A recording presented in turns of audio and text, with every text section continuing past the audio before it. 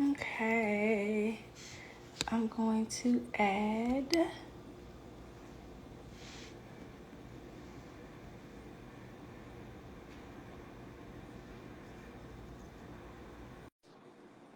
All right, I see that she. Hey, Hey, how are you? Ooh, I need to change this angle. How are you? how are you? Good, good. I hate we're having technical difficulties on Facebook Oh, all days. over here. I told everybody that you were having trouble, but I'm still live over here, so they're gonna get like half the conversation over here. So Facebook, if y'all want to go join on Instagram, you can definitely go over to Instagram, that startup girl, and check the video so you can see both me and Fatima live. See me Yeah. okay? Huh? See me? I can see you. And I can hear. Okay, got it. Trying to get it together. I don't have no makeup on, so I'm definitely using We it so slow to today. talk about what we came to talk about, so we're not gonna even trip on the makeup. Yeah, yeah. Hopefully they don't care, but they shouldn't care about it because they're gonna get some good information today. Yes, yes, yes. So I'm gonna go ahead and introduce myself, and then you can do the Okay. same. We're on Facebook and both Instagram. So, hey guys, I am Latasha Nicole, also known as That Startup Girl. I am a business strategist, the CEO and founder of That Startup Group. And I like to say we help people build better businesses. Want to just address the elephant in the room, which I always do. At the beginning of the pandemic, I broke my tooth, y'all, and I have not gotten it fixed yet, but I am in the process, started the process to get this tooth replaced and all that good stuff. But as we know, as business owners, the party don't stop. You got to keep It don't stop. Exactly. I'm glad to hear that. I can't wait to see when it's done. saying. You ain't gonna be able to tell me nothing. Good, good. Well, I'll go ahead and introduce myself. I am Fatima Barnes, and I am a business strategist, and I specifically help beauty brands that are stagnant raise their rates, transform into a premium brand, and then build out a marketing machine that allows them to really get sales on autopilot and learn to master sales online, so that they can kind of then take that success online and do whatever it is that they have for their vision in the future. So we're really building brands and businesses that is authentic to them. So that is what I do, and more about me as well. So excited to talk to them today about pricing, because as you and I both know, pricing is a big, big, big topic that Yeah, everybody does not really hit on or talk about or understand really what I have learned, the importance of pricing. yes, Um, and that's kind of what we're here to touch on today. yes, I agree with that 100%. I know that me, and if you're on Facebook, just to give a quick housekeeping, Fatima is having technical difficulties, so she's not able to join us here on Facebook in the group. So if you want to hop over to Instagram, that startup girl, we're live over there, so you can see both me and Fatima in the room and hear what we both have to say. We're just about to get started dropping these nuggets. So let's. So Fatima, I know me personally, early in business, I was doing business, right? I thought I was doing good. I thought I was really bringing in the customers and I was getting them and all of this. And I was still broke. I was still broke, right? And, how many people have had that same story? I know most entrepreneurs, maybe some people even listening in, have had the same story or are going through the same story. And it's with pricing. It's so that you're pricing appropriately. And it also starts with, I think, understanding the value of what you bring and understanding what it takes to produce what you're giving, right? To produce what you're selling, the product or the service. And I think that service based businesses struggle a lot with Mm-hmm. because they don't really know how to price or what to charge for. It's harder to put a value on your time and your expertise and understand the value of what you're bringing. So I would say that's the reason why service-based businesses struggle even more, so more so than product-based businesses, because with the product-based business, it's kind of in your face. I need to charge more than this. It's a lot more in your face. But when you do have a service, to try to put a number on your time and your value and your expertise, that is usually what gets people stuck, right? And then once you really start calculating that stuff out, you realize that you're actually spending, some people will find they're working for pennies on the dollar as a service-based business if they don't understand how to effectively do that. Mm. So, Or one thing I like to tell my client, not even only pennies for a dollar, sometimes you end up working for free. You know, you work and you put in a lot of work and it just isn't worth it. And sometimes I found that business owners, they randomly pick their prices. They don't have any basis. You know, yes, yes. just their prices. How much do you charge? $25. Why? No, Don't even know why. Yeah, don't even know why. Um, yeah, I would say a lot of that too. There's several reasons why someone struggles to price their products effectively, right? Like, and I've narrowed it down to pretty much four reasons why I have. And so also for your, if you want to repeat it back to your Facebook fam. So one of the reasons that I have found that is that confidence plays a big factor. So confidence in either your product or services and what you have to offer. And even if you're confident in what your product is, there may be a lack of confidence in your messaging and your positioning and like how you are positioned and presenting what you have to the offer to the market. So then, and now you struggle there, mm, doing that. let me So, do mm-hmm, over in Facebook. So we're having a little technical difficulty in the Facebook group. So if you want to listen in over on Instagram, go to that startup girl over there. Both me and Fatima are there and we're just getting into it. We're talking about one of the reasons that people are struggling with pricing. And the first thing that we both agree on this is confidence in what you're offering and what you're bringing to the table. Yes. And that is the problem. If you're not confident, you're going to undercharge because you're scared. You're scared. messed up. Yes, that's exactly what it really boils down to. Another reason that I have found is for those who have if you yourself have never paid that same price or similar for a product or service, you will struggle to charge that. So for instance, in the examples for my clients, if you have never paid $600 for a wig and you start selling wigs, you yourself may then have trouble trying to charge $600 for a wig because you've never paid that much yourself. Or, That mm-hmm, that also goes into imposter syndrome. Why am I good enough to charge mm-hmm, 600 wig? yep, yep, Confidence. And we oftentimes are our customer, right? Our target customer or our ideal customer. So I know we look at stuff and we say, would I pay this much for that? If not, would I? exactly. And that's why you kind of got to learn to take yourself outside of it because you know what I'm saying? Like at the end of the day, if you're going to ask someone to pay that kind of money, you do need to show that you're confident in spending it for yourself. Like as a coach, if I've never would have paid for coaching myself, especially at the rate that I've paid, it would be much harder for me to charge the prices that I charge because again, you have this inherent uh, fear or this inherent, like, deep down inside, you've never paid that much. So it feels unethical in your mind to charge what you actually should be charging because you yourself have not then paid for that. So that's where a lot of people struggle with that as well. I agree with that one too. I think that not paying it yourself, not understanding the value in it because you've never paid it yourself, because there is a difference. There's a difference between a $600 wig and a $300 wig and a $35 wig. But Right. if you're $35 wig range, you don't understand $600 wigs. It doesn't sound right to you. So Right. step yourself up, step your game up, play in the room that you want to be in. Exactly, exactly. Another thing that I've noticed is, and you touched on this briefly, but a lot of times our relationship with money, especially as women, is it definitely hinders us in charging what we should be charging for the prices that we should be charging because a lot of times, like you said, we don't feel like we deserve to charge certain things. We feel bad about it. We second guess it. We feel bad about wanting money, desiring money, wanting money to help us create the life that we want to create.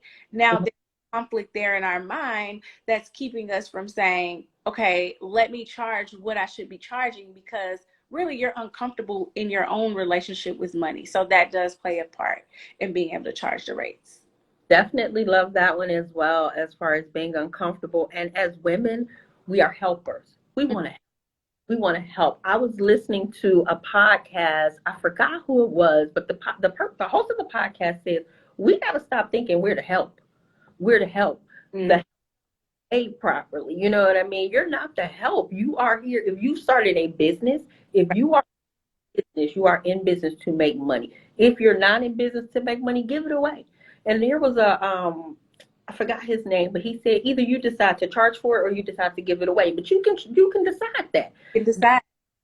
Charge a price, but you're really giving it away. Like Mm. you free, you may as well not put a dollar sign.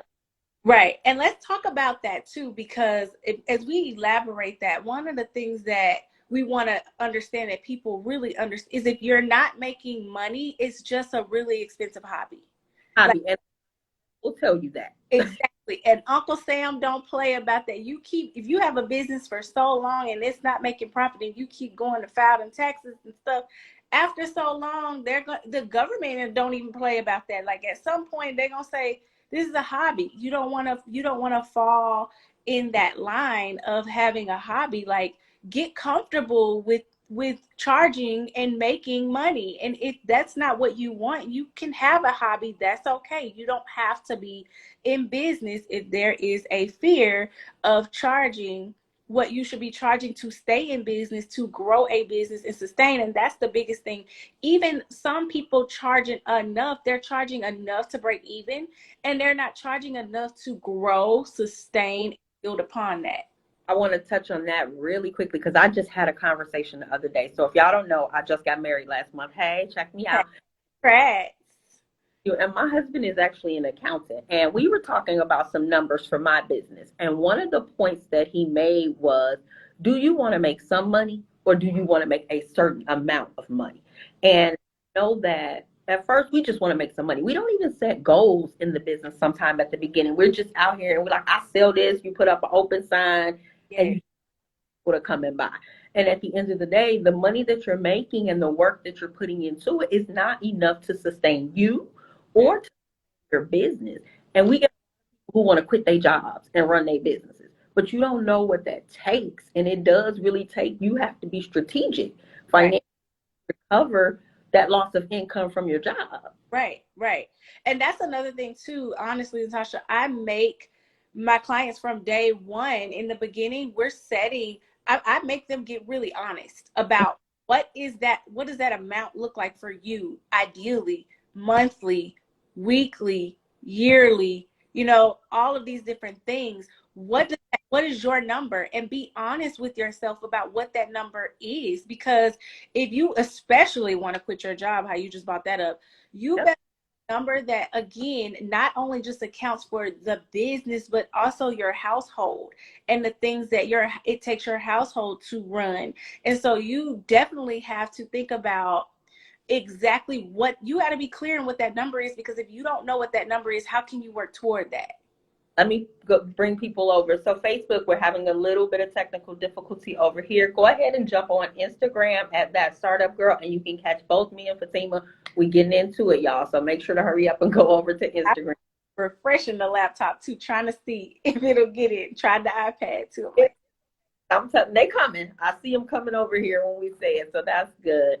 But yes, if you with any goal, right? Any goal, you have to have a number. It has to be measurable. I know we've heard about SMART goals specifically, and that's specific. It's measurable. If you can't measure it, how can you work towards it? How do you know when you've hit the goal? And you have to know. I know I was speaking to a mutual client that you and I have. She and I were talking about setting your pricing and building your business so that it's sustainable and that it gives you assets. Mm-hmm. Want assets in your business, you got to know what your number is. You got to know. I tell my out of bed number. How Mm-hmm.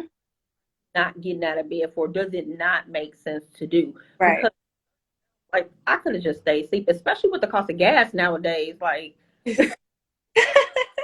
And you don't want to start a business either that begins to feel like you've started another employee for yourself, right? Like you want to be a CEO, you want to think in that space. And so if it doesn't make financial sense either, what is the point? You can do it as a hobby, you can have a nonprofit. There's so many other ways that you can. That you can give. Exactly. But if it, like you said, if it doesn't make sense to get out of bed to work toward, then you might want to evaluate, where do I want this to be a hobby, or do I want this to actually be a business? And then you need to be very clear as to what you want this business to help you accomplish, and what you want this business to help you pursue. And that is the missing link, where we're such great strategists and coaches because we really nail this down with our clients. Mm-hmm. There are not, everybody doesn't do that. You know what I'm saying? Like, I've learned that everybody is not breaking this down. So what's happening is our clients, or potential clients that come to us after the fact, and you and I have talked about how we usually get a lot of clients who've already tried other people or tried these different things, and now they're coming back to us. And so one of the things that I noticed was a common denominator is someone else will show them these numbers. Ooh, I made $1 million in my business last year. Like, you should work with me. Or I made 10K this month, and they're showing them these numbers and they're flashing these numbers, but they are not breaking down for them what this number really, really means, and what goes into this number, and what does it entail. Because yeah, you might have grossed that much, but are you going to teach these people, as you're teaching them how to make it, are you also going to teach them how to sustain it, how to price it for them, how to make sure that they are going to grow? Agreed. And one thing that I wrote in my notes and that I said this morning is we have to talk about the difference between income and profit, because they are not the same. Not.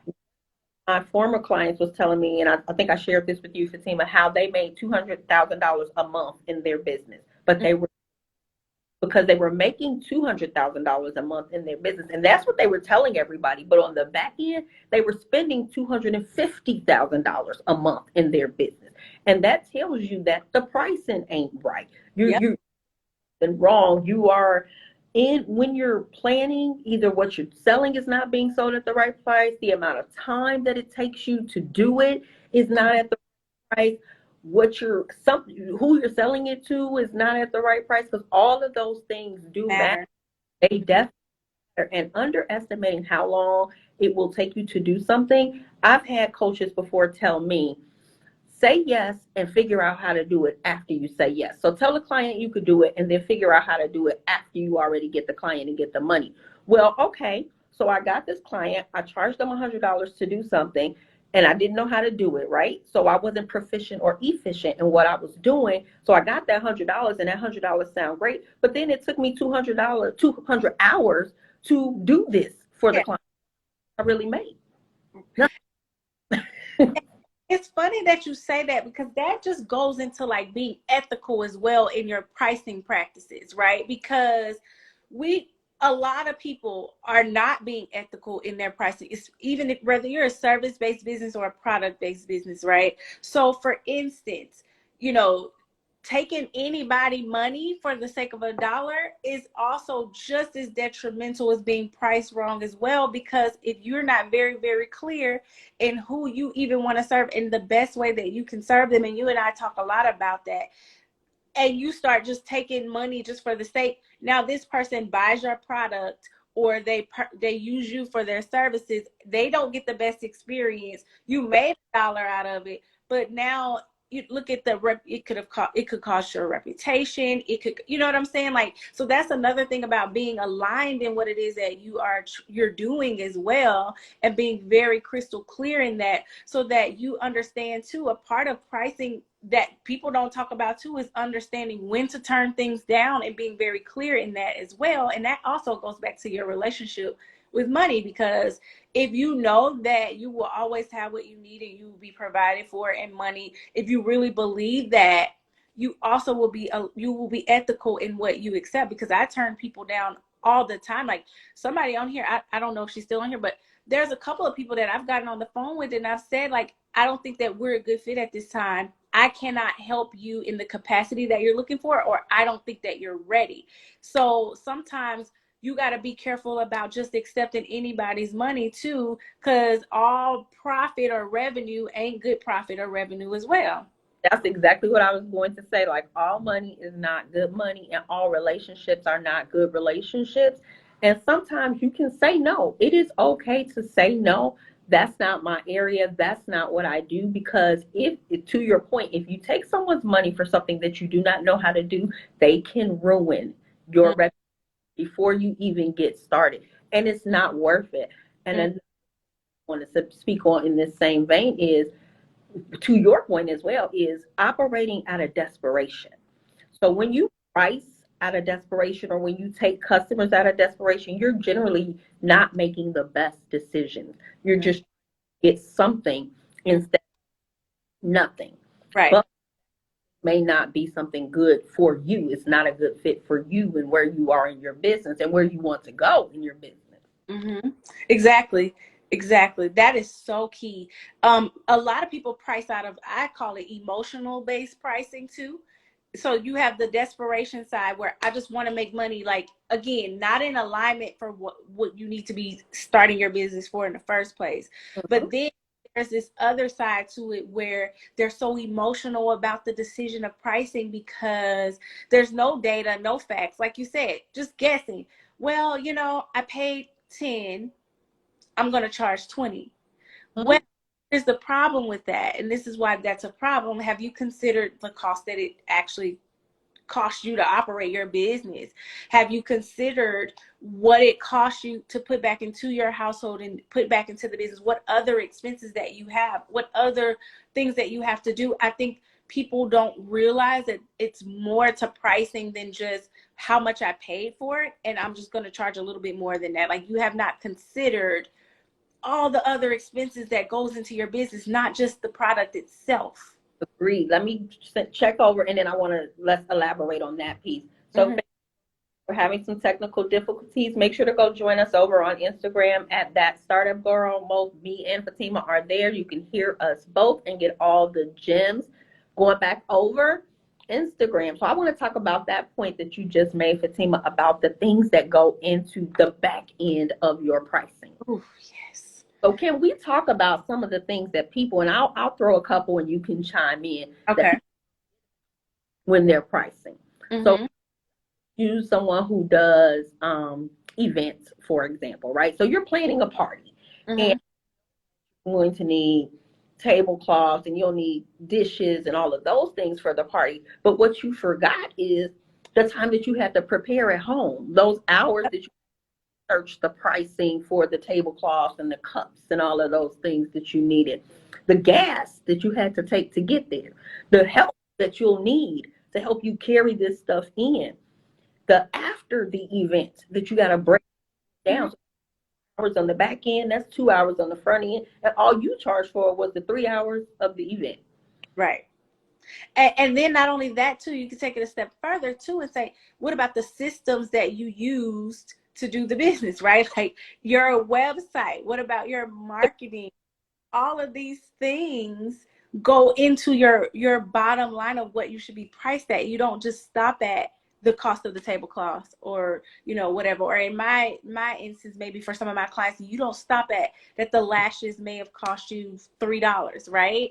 You have marketing, you have advertising, you have branding, you have those little, what I call those sunken costs that you don't think about that really matter. The fact that you did a photo shoot for this, ship it. You gotta, because shipping is not free regardless of for anybody. No, there's no such thing as free shipping. So you're either paying for that so that your customers can have free shipping, or they're paying for it, but it still needs to be calculated some way, shape, or form in your bottom line. What about when you have sales? What about, do you have a cushion for that in your pricing so that if I have a sale, am I still profitable? Right? Like, all of these things go into pricing. So that's why you can't be emotional and you can't just say, well, I don't want to charge too much. Well, it just costs me. You, like you say, you got to think about your time and all of these other factors that go into it. I agree. I agree. And the I don't want to charge too much, that's definitely a lack of confidence. And what you will realize, especially for women, I do not tell you to overcharge without adding the value to it, but I Right. do charge your worth and Mm-hmm. charge. You're going to deliver something of the value that you are charging. Mm-hmm. Or, and I have seen this to be true. Whatever your first thought is on your pricing, you're probably undercharged by 3 times. You're, Mm-hmm. if you go up 3 times on that same item, someone in the right space will buy it from you. Right. It's properly produced and properly presented because your presentation matters as well. Mm-hmm. And Exactly. the cost too. Mm-hmm. Exactly. That's why I tell my clients all the time, yes, charge what you're worth, but you got to be able to back it up. To ethically price that and justify that, you got to back it up. And I think that that is a big problem that people have too sometimes, where you have the people that's charging probably what they should be charged at from a technical standpoint, but they're comparing, they're comparing it to, well, Nike and all of these big companies are priced here, you can pay me. But then I look at, like I said, you don't have systems, you don't have a website, you don't have, like, all of this stuff is not matching. And so the But when math ain't to your potential customers because you haven't put the same kind of effort in that they're putting into their business. And you don't have to be $1 million brand to be able to back that up, to back up the pricing and give them the value in which they're getting out of it. So again, it goes kind of to that ethics piece. Like, even if you do go, you got to bring the value to why you're charging. So like, for in my instance, I work with a lot of people who are doing relaunches and rebrands, right? And a big piece of that is, because you're now transforming to a premium brand, you've got to now be priced premium. And so your brand has to look the part, feel the part, the experience has to be the part, the systems, all of these different things have to now be up leveled to then justify your increase in prices. But you will have people that will pay, because I have clients all the time that's like, you sure you want me to, I can charge $39.99 for some shampoo? And I'm like, watch me, trust you can. And the, they talk because they sell out and they're like, wow, like, I just never knew I would be selling a bottle of body wash for $30 and people would pay for it, or $40 and people will pay for it. But when you can back it up, people will pay. because one thing that we will know, that we both know, and that I'm sure most people here know, and if you don't, look at yourself. People will pay for what they want. It does not matter how much it costs. People will pay for what they need. So don't sit there and say, I don't want to charge too much. No, you need to charge appropriately with what it takes to produce what you're producing and the value that you're bringing. I had a client of mine who was kind of a coach of mine as well at one point, and she was telling me how I could do something. I knew how to do something, right? And this is something for you too, Fatima, probably everybody here. You know how to do something and you know how to do it well. So it only takes you 10 minutes to get that done. And so you're scared to charge because it's only going to take you 10 minutes to do it. However, the person that wants you to do it, it will take them 5 hours to do it. So them paying you is well worth it for them, because you have to look at that cost benefit analysis Right. from. So you don't just look at the 10 minutes. Look at the time it took you to learn how to do that. Years. Degrees, it took $100,000 in student debt. It took courses and cosmetology school, all of that to learn how to do this. And all of that is not just 10 minutes. That all goes into your pricing. So think about, as Fatima said, we're going to just give a couple tangibles for real. Your internet service that you got to have, your computer that you got to buy, your cell phone or telephone bill that you need to have, that domain name that you need to buy, that insurance that you need to buy, that code you got to pay. Yeah. All are part of your cost. So when you're pricing, think about, if you charge $25, that's not enough to pay your coach. That's not enough to pay your coach. Your, Mm. I don't know about you, Fatima, but ain't nothing over here $25. Okay. And not only that, try to, this is the biggest thing with that too. If you say you want to make 5K a month, 10K a month, even 15 and beyond K a month, but you think that you're not going to need a coach to make that happen, or some type of strategist or some kind of expert, because even if you get to that, you need somebody to help you strategize how to retain that, to keep that going, to sustain that as well. So all of that plays a big part in that aspect of it as well, because if you cannot retain that, that's the one thing I just talked about the other day of like going viral and all these fluffy kind of things that people want to do, but then they don't have anything in place to sustain that and to keep that going consistently. It does not matter if you did it 1 month or 2 months and you can't do it again.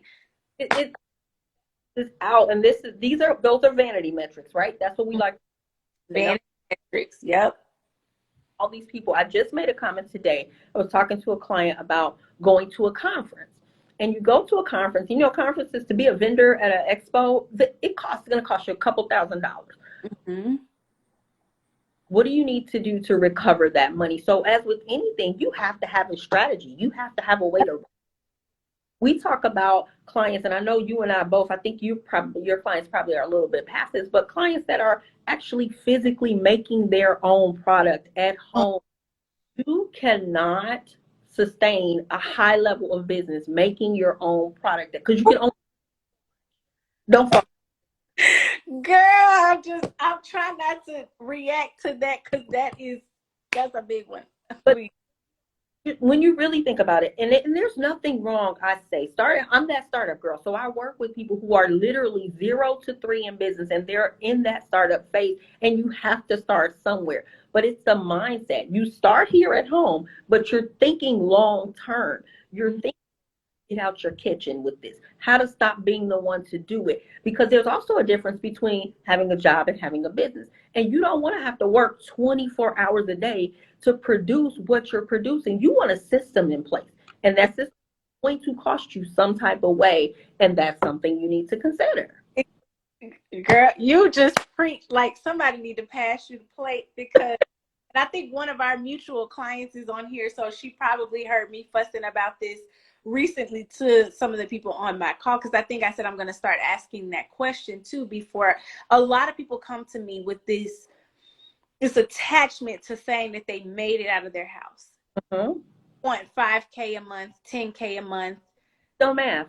a month, and I always say to them, how's that premium? Mm-hmm. How's that going to give your clients a premium? How can you do that forever? Mm-hmm.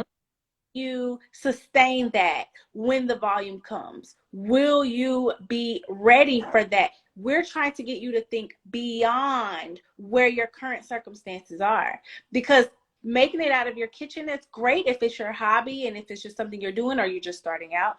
But at some point, if your goal is to be in, Target is not going to wait for you to make 1,000 of them products out of your kitchen. And Walmart. And if your goal, so that's part of it, right? If your goal is to be in Walmart or to be in Target or to be on Amazon, start out making it at home, master that recipe, right? Master that recipe, price it accordingly, and we can help you figure out all the things that you need to do to price it accordingly so that you can get some help. You know, you start by yourself. We all start by ourselves. We all have an idea. It all starts as, I know how to do this. I learned how to do this. I can do this, and I'm going to do this. And we get out there and we start money doing this. But Right. what happens when you get put in front of a stage where now that one thing that you do really well, you're only doing it by yourself with no systems in place, and you get put in front of a stage and somebody want to order 100 of them from you. You can't sustain you. Now they disappointed because it's taking you 30 weeks to get them fulfill all of those orders. Now you can't make it right because you've been making it in these small batches for so long, and you have not really measured it down and narrowed it down, like how to even duplicate that on a larger scale, because it may not be as simple as saying, well, if it took me this much to make this batch, I'm gonna just triple that or double that. It may take more than that. You don't know how the formula then changes. Not only that, a lot of times, if you got to also think about, here's another piece of that people don't think about, but the legal side to that as well. If you're not a doctor or a licensed esthetician or something like that, you're not a dermatologist, and so sometimes you just mixing sugar and oil together and selling it or whatever the case may be, and then again, you haven't considered the shelf life for that. You haven't considered so many other factors that go into that piece of it.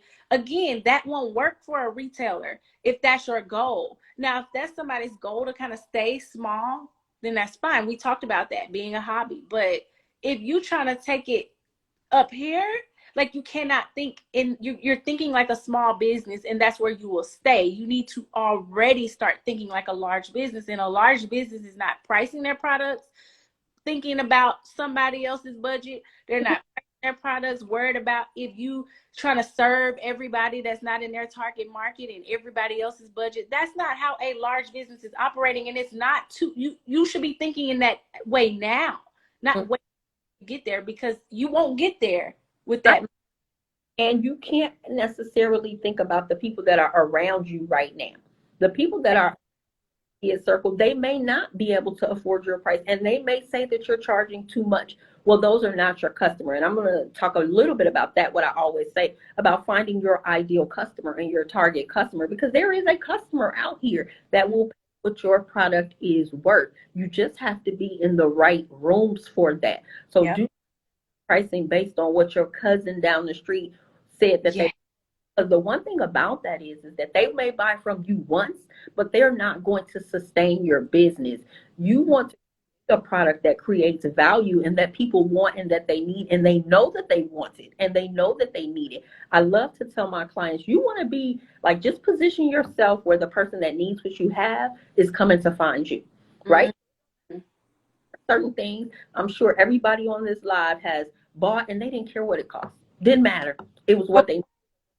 When we go to the doctor tell you that you need XYZ medicine, you going right over there and you buying it. You're not saying, oh, I mean, unless it's a true thing that you can't afford. But if you're going over there, you're not like, oh, this medicine that's gonna save my life is $3 more than this medicine. No, you're gonna get what's best for you. You know, and Exactly. about that one. That's why medicine and the medical world is overpriced, because they're not thinking about what the customer can afford. They're thinking about what is needed, what it takes, and what the value of it is. And if it's gonna save your life, you don't care. How Exactly. Exactly. And if you can communicate to who you're trying to communicate it to exactly how you solve their problem, it doesn't matter the industry, it doesn't matter the product, it doesn't matter the service. If someone has a problem and you can crystal clearly communicate that and make it clear, you can show proof that this is your problem and I can solve it, they right? Your messaging, people will pay. But like you said, this is another thing why you have to start thinking bigger when you have a business, because you cannot just think about your cousin down the street and all the people around you in your space right now, like you said. But that's also emotionally basing your pricing off of what you think someone's budget is instead of what it actually needs to be, and then focusing on getting that message super crystal clear and then communicating that to directly to those who need to see it. So many people get so focused on it, and I actually plan on talking about this soon, but like, oh, my family and friends won't support me, this and this and that. And I think that's twofold. On the one hand, most of the time, your family and friends probably aren't your target market. And there are some shady people in your life, let's just face it, when you start, that's just going to be a hater. And we're not worried about them, right? On the other hand of that, all of them may not be your ideal customer. That's just bottom line. So they may not be your ideal customer. And this is why both of us work with our clients on like, let's get super clear on who you're going to serve, because that's who we're thinking about. yeah. Forget the rest. So if it happens to be a family member or a friend, great. If it doesn't, we're not worried about that, right? So that's that aspect of it. But then the other side of that is a lot of times there's a sense of entitlement as well that we got to take accountability for, that assumes that just because it's us and they know us, that they got to buy from us, right? We have done nothing to, and when you have done nothing to show them why they should even support you in the first place, right? You haven't shown them that you support yourself and that you are taking your business seriously. You also got to understand that no, you cannot compare them to, you cannot say, well, they would go to Sephora and buy it there. Sephora has their marketing, branding, this, that. At least show some kind of effort with what you can now that you actually care about the experience in your business, instead of thinking just because I got a product and I'm gonna throw it out there, you They are supposed to buy. One quick thing. Facebook, we're having some technical difficulties over here. Go ahead and jump on the That Startup Girl Instagram page to hear the full conversation with me and my girlfriend Fatima. We over here dropping gems about setting your profitable pricing and selling it to the right people. I'm hopping back over to Instagram, so join us over there. So to your point, Fatima, definitely the right person, right? Our families, they will, like I said before, they'll buy from you the first time, but they're sustain your business unless you give them a reason to sustain your business. A Mm-hmm. reason to pay your costs. As a business owner and as a business coach myself, I don't ask for discounts. Your price is your price, and I am going to pay your price. And if someone does not want to pay your price, they are not your customer. I'm going to say it one more time. They are not your customer. And, you know, again, setting your price in tone with or in line with what you're bringing to the table and what can sustain you. One example that I love to use, I've been using it a lot lately, is there's Gucci, right? And there's the Dollar Tree. Gucci is rich, and so is the Dollar Tree. The family that owns the Dollar There we go. Tree, Gucci only has to sell one bag to make $1,000. The Dollar Tree has to sell 1,000 to make $1,000. So you have to decide how hard do you want to work as well. Do Mm-hmm. you sell one once a month and make 1,000, or do you want to have to get 1,000 sales to make a? Because that's a different level of work. It's a different level of doing things. So that's important as well. There's nothing wrong with having a high ticket item and selling one $10,000 item once a month. Or Mm-hmm. do you want one client to pay you $10,000? Or do you want to have to get 10 clients to pay you $1,000 to make Mm-hmm. which sense for you, what you sell, your audience, and your strategy? Right. And that really goes back to being, like we said, being super crystal clear in how you want your business to run. What do you want it to look like? What do you want it to look like, future tense, and then reverse engineer it back? Because again, if you are okay with having less customers, being a lot more exclusive, then you need to be priced in that way as well. If you are okay with having less, like having to work and get more to then serve, then you got to think about that as well in your business model. So that's why people have to really sit with themselves and say, what do I actually want? That has so much more to do with pricing than what you think. But what most people have been told to do, or what they feel, or how most people are really teaching them how to operate in their business, is again, just like winging it, like no thought process to the future, no thought process to the overall strategy. Because in my case, I don't do cheap courses. I really don't do cheap courses like that. Every now and then, like if it solves a very specific, because I would much rather in my business model work with a small group of more intimate setting, where it's a different level. It requires a different level of my particular clients. And so I don't work with everyone because I like it to be at this level, but I thought that through, and that plays a factor in my pricing and in the way that my business is set up and ran appropriately. So a lot of my clients, I tell them, like, if you want to be affordable for everybody, then you got to go through a whole nother different strategy. And first of all, you're gonna need another coach, because me. So this is the thing I want to touch on what you said too, is that there's evolution in business, and Mm-hmm. we have to start somewhere, right? So Mm-hmm. you learn who you want your customer to be. As our mutual client will tell you, and that's April from Fresh Step, she'll say all the time, your business is going to teach you what you need to know. Yes, I tell my clients that all the time. Teach you what you need to know. You will start off with your business, and you will start off, and what you'll also learn is that your clients that pay the least expect the most from you. Mm-hmm. The most from you. They require the most hand holding. They complain the most. The people that understand the value of what you are bringing, they're not looking to complain. They're looking for how you can help them solve the problem. And that's with anything. If you sell a hair care product, if you sell a service-based business, if you own a party planning company, your client who paid you to throw this party, they don't want to micromanage you. They want to pay you your money, and you come in and you make this party easy, and they can hang out with their friends. So you could charge whatever you want because they want to party with their friends. They don't Exactly. have to watch you and monitor you. They want to trust that you are doing what you're doing. So part of even your pricing, again, we go back to bringing the value, bringing the trust factor, making your client comfortable enough to trust you, and understanding that stuff like what we're doing right now, jumping on this live, this is taking our time out of our day to come in and support. And this is all, we won't kid you at all. We want to give you guys this information, but this is all part of relationship building so that you all know what we're talking about. And this, while we're talking to you, we can't be doing something else. So we've had to already put cushion in our pricing times like this where you're not physically working with a client or you're not physically making your product, so that everybody wants to talk about residual income and making money while you sleep. Well, there's a strategy for that. That doesn't just it doesn't just happen. So you have to think about all of that. What again, why you're doing what you're doing, what you want to happen, what you want your business to look like, what you want your bank account to look like, and reverse engineer it, just like you said, and be realistic.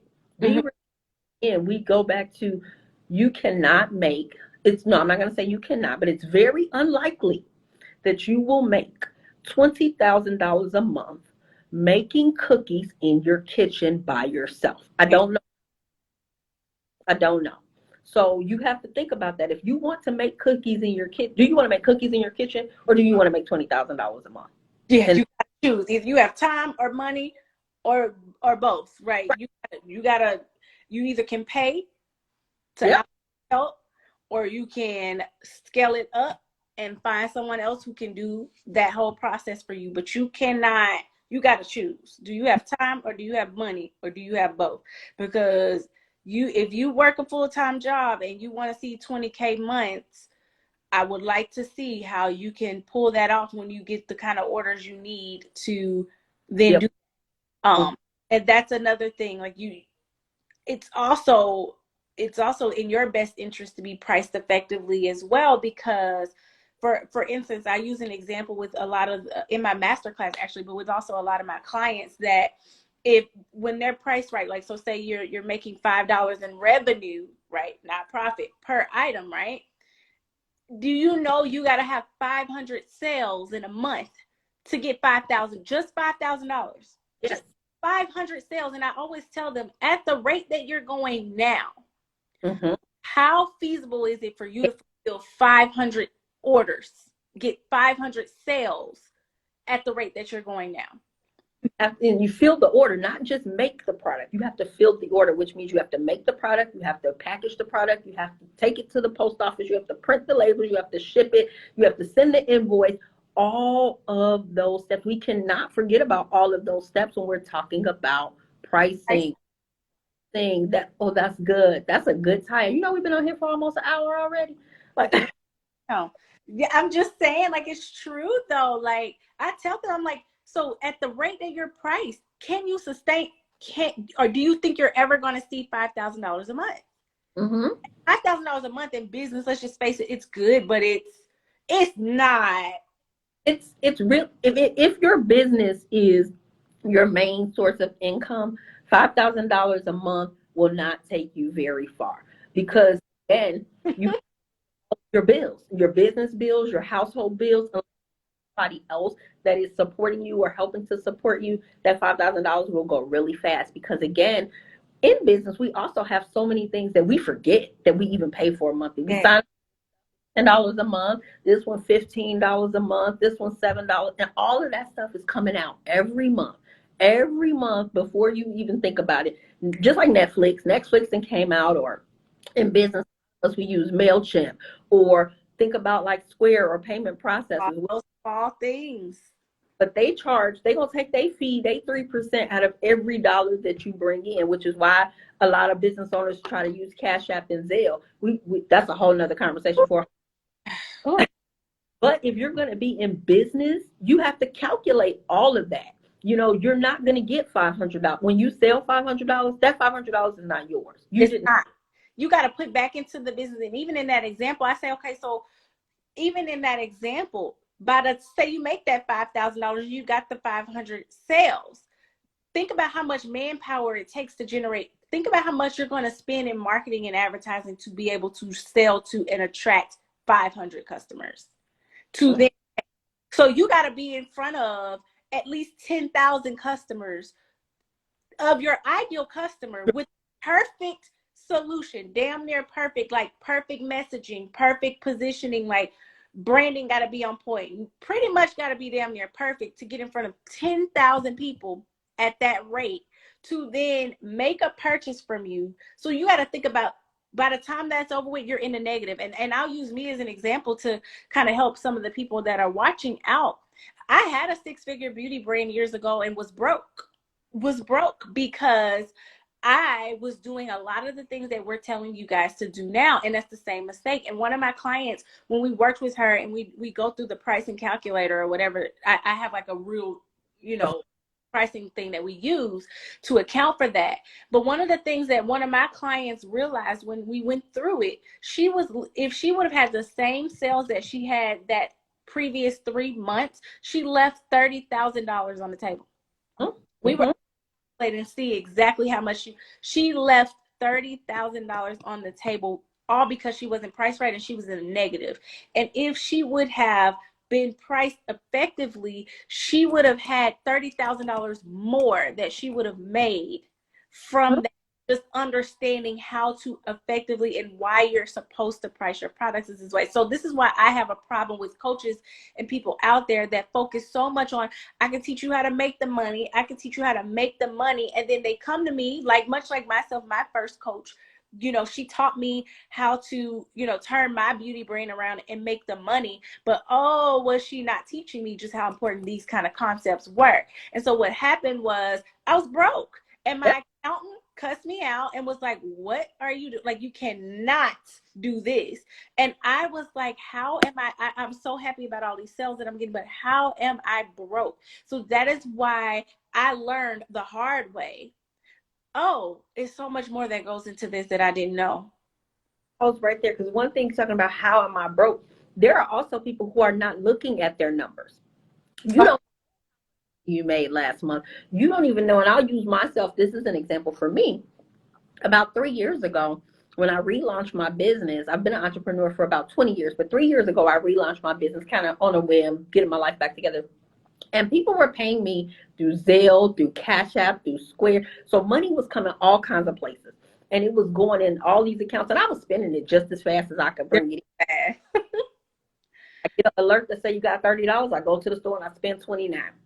And I'm not calculating these numbers at the end of the month. So you don't know how much you're making for real. If your money is not coming to some place where you're looking at it, and it goes back to what we talked about before, about that relationship with money, if it's because you're scared to see what your money is, or that you're really not sustaining. Like, you constantly on that rat reel. You have to wait for your next sale to make your next purchase. And we want to get out of that. You can hustle out. But after that, you want to get out of that. You want to be able to replicate what you did. If you can make $5,000, you need to figure out what system you use to make that $5,000, and how can you double that? How can you double it? That is so key. Yes. How can you double it? How can you triple it? Because how can you hire help if you don't have enough money to do it? If your product is not right? Yes, you can get your cousin in the kitchen, your kids can help you, your husband, he loves you and he'll help you, but how long is that going to last? Sustainability. I think the biggest thing this boils down to, though, too, is that business is business. And a lot of times we're super emotional in the business space. We don't look at the data. We don't look at the numbers. We don't look at that side of business. And again, we talked about the vanity metrics, but for a lot of people, they're focused on those kind of metrics. And those kind of metrics, they're worried about the wrong things. They haven't thought about what's a conversion rate. And so, and for those who are listening, that's the based off the number of people who've actually visited your website, or even if you're at a pop-up shop, stopped at your booth or whatever, how many of those people took a certain action that you're looking for? What does that percentage look like? And so if you don't understand those numbers. Let's pause on that too, because what you do want to tell people, and I tell my clients this all the time, you have to know that generally it's going to be 20%. If you get 100 people to 20 of them might Might. You know what I mean? But Yeah, 20 that number. So understand, just like you gave the example, you got to get in front of 10,000 people to make 500 sales. You know? exactly. If you making $5 in revenue on each sale, you got to be in front of 10,000 people because only 20% of those 10,000, and that's what I mean with that emotional thing too. Because a lot of times people are in their feelings because they're worried about the wrong numbers. They're worried about how many followers that I'm getting on my page, how many people liking, how many following, how many commenting. And as you can see, we both have pretty successful businesses, and we don't have 10,000 followers on our page, right? So like they're worried about those kind of metrics, as we call them vanity metrics. That's the wrong metric. You're paying brand ambassadors. You're cutting into your oh, let me talk about that. Oh, because that oh, you are paying brand ambassadors or giving away your products in an attempt to get sales. That's cutting into your profit margin, and it's defeating the purpose of why you're trying to get them in the first place. When what you really need to be doing is putting your energy into these other numbers that we're talking about, these conversion rates. If I'm not converting, then I need to figure out why am I not converting? Because if I'm getting all of this traffic and they're not turning into sales, I need to figure out why. If I'm not getting sales, I need to figure out why. Let me put my money, time, and energy into fixing this issue, instead of thinking, let me pay a brand ambassador $40 a post and I'm only selling it for $20 because I'm trying to get her to get me more sales. And so you're looking at the wrong factors. And so that's all emotional. It's all of how it looks. It's all the vanity of it. Oh, I got this brand ambassador to use my stuff or to promote my post or whatever. And we're looking, and I've fallen victim to that. So that's why I can speak to it as well. You know what I'm saying? Like, I got this person to wear this and do this, and that will get me sales. But really, I was missing a whole nother issue. Things like my pricing needs to be priced effectively. Things like I need systems, I need a process, I need something to in place to ensure that I'm constantly generating potential customers and turning them into a customer regularly and consistently. That's where your efforts need to be focused at. But you're cutting so much into your profit because you're buying followers. You're worried about the wrong thing. You worried about all these other things that don't really matter at the end of the day. And the wrong followers, you're just buying followers, or you're going and you're advertising on people's pages, or you're going to events and your clients aren't there. Yeah, People can't have $100 product and go to a room of people that spend $1 on exactly. a room.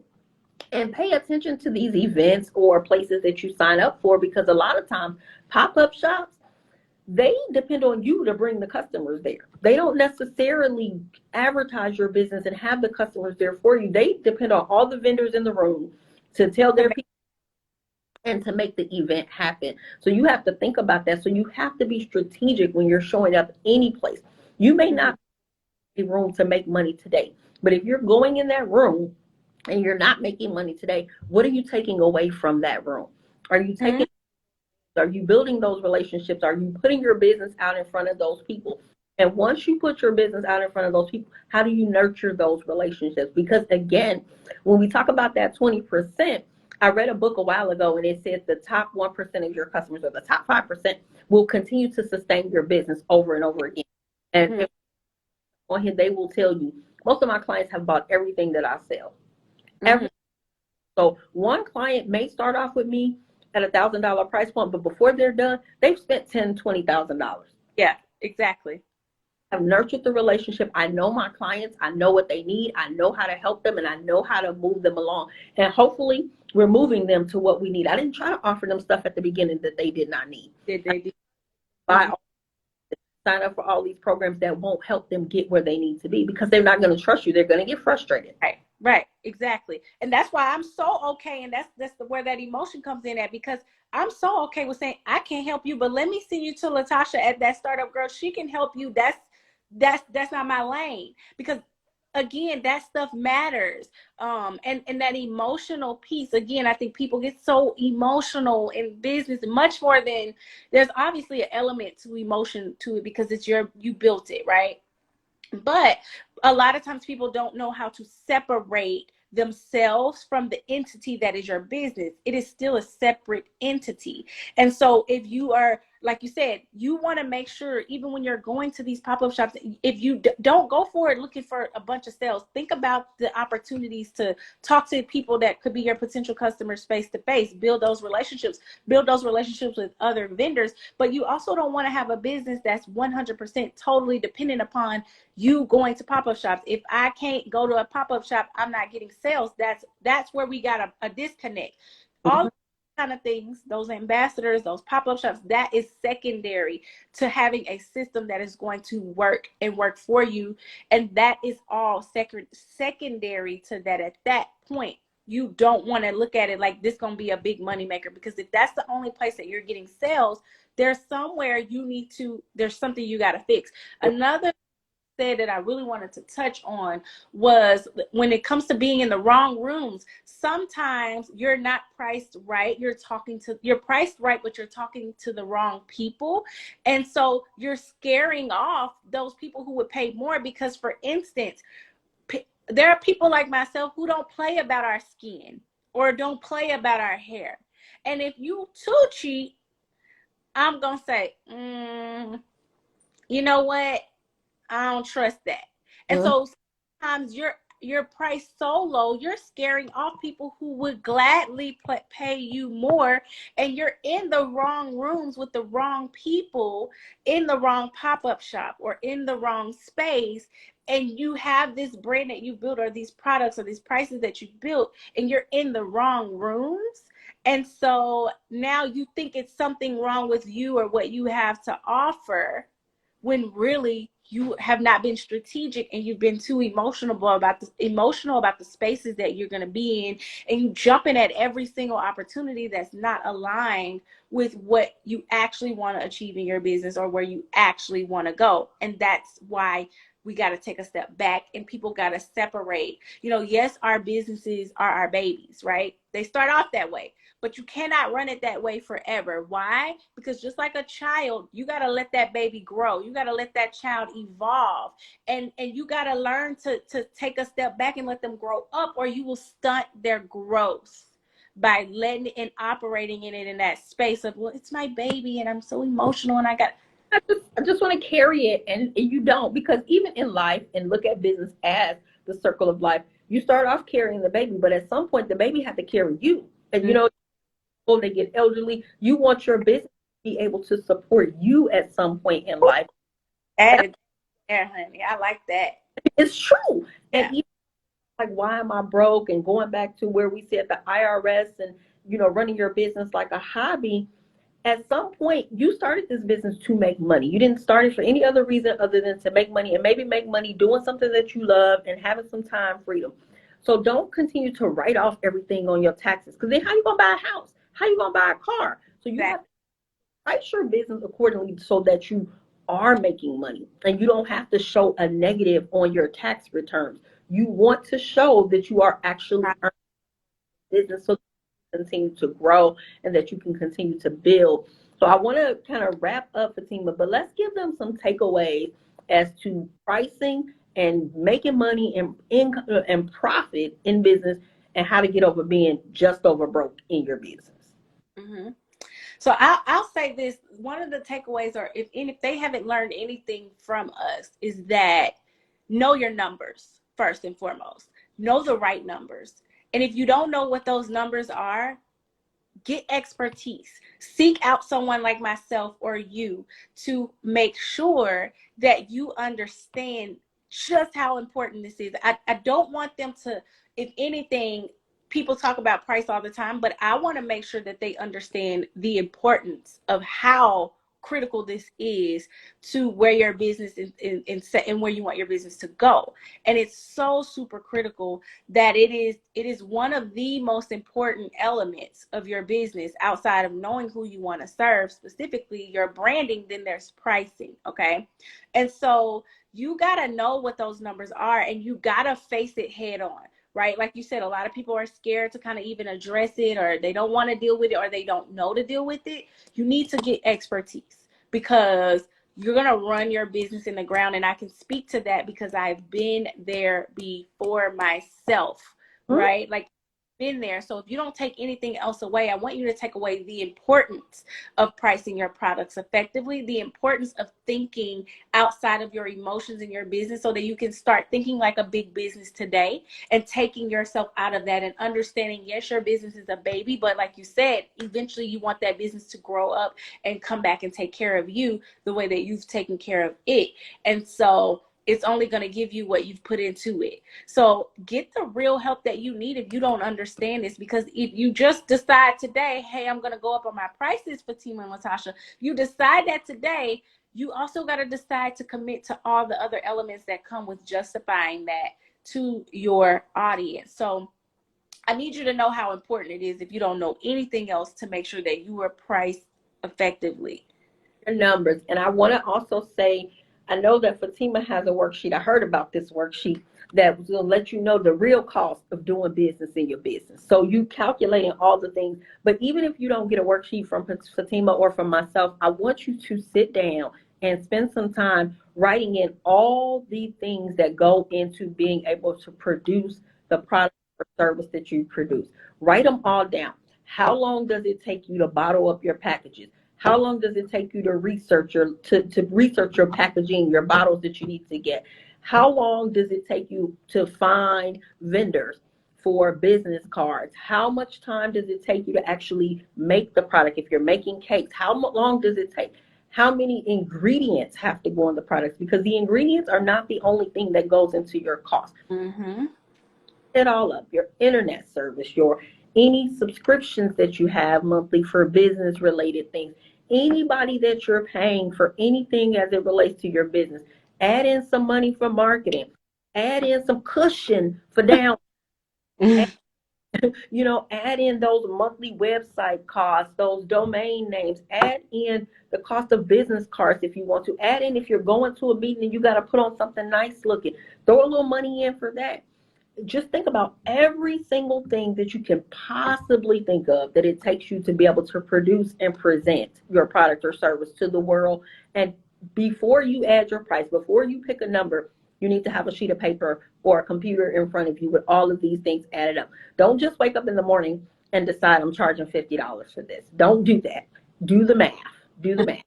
Mm-hmm.